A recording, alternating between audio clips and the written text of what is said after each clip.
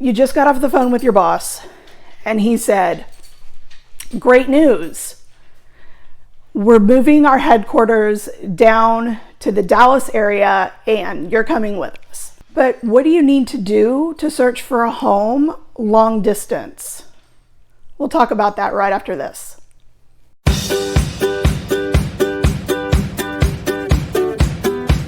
Welcome back. I'm Kelly Vaughan with the Vaughan team and Keller Williams, and we're so glad you're here. If this is your first visit to our channel, consider hitting the subscribe button down below. That way you'll be notified every time we post new videos.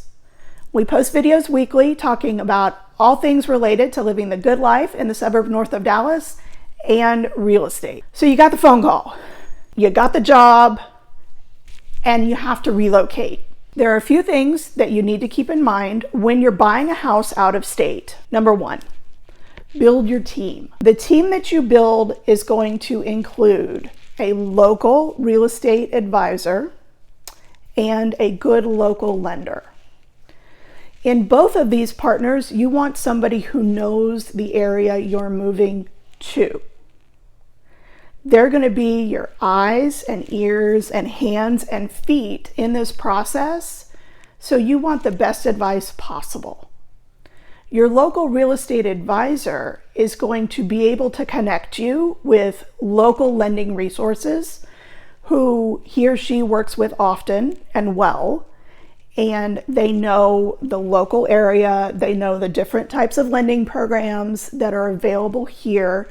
They know the different underwriting guidelines, and they know how to make sure the transaction and the process goes super smoothly so that all you have to worry about is packing and getting all your stuff on the truck and getting down here, getting your life started.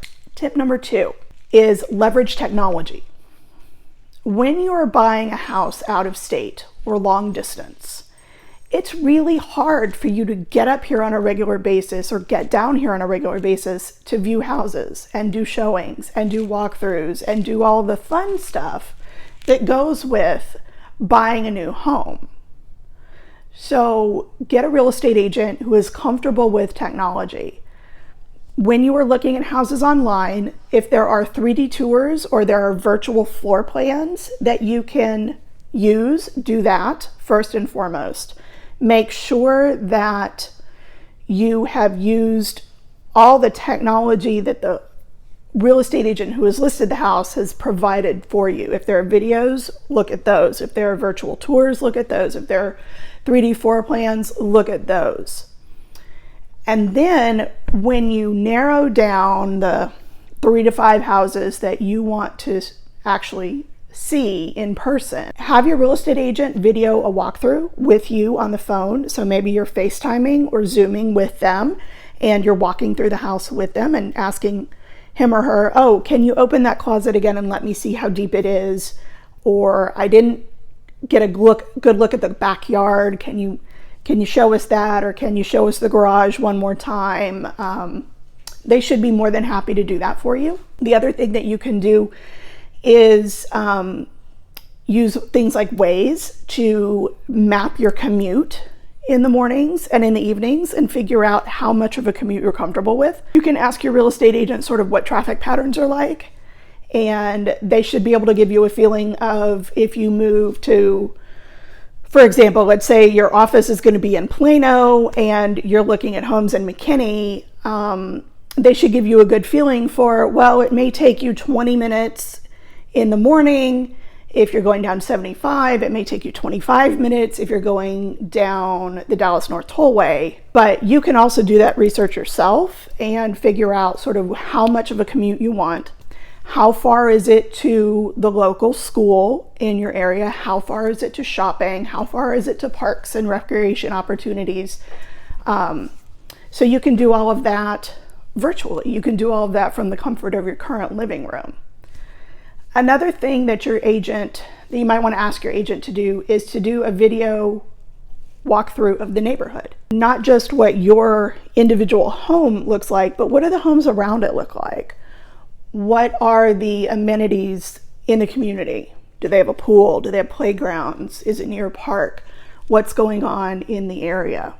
So you can do a lot of that virtually to figure out sort of what your life is going to be like in this new home, in this new community, in this new city. Tip number 3 is to do your research. It's really important to understand what life is going to be like in your new community. So for example, you're moving here from the Midwest. Your current home has a basement. You're probably not going to find a home with a basement here in North Texas. They're very hard to come by because of the type of soil that we have. Another thing that you may not see in other parts of the country that are very common here are pools, swimming pools. North Texas is hot in the summer. You're going to want a really good air conditioner in your house, and you're going to want either a pool in your community or a pool in your backyard to make those hot Texas summers a little bit more bearable. Resources that are available for you, I'm going to put in the description. I'm going to put a link to a couple of websites for research on schools. I'm also going to put a link to the local chambers of commerce in the suburbs north of Dallas to give you a feel for the demographics and areas and businesses that are in these communities. Thanks so much for joining us. Have a fantastic day. Be kind to each other, and we'll see you next time. Bye.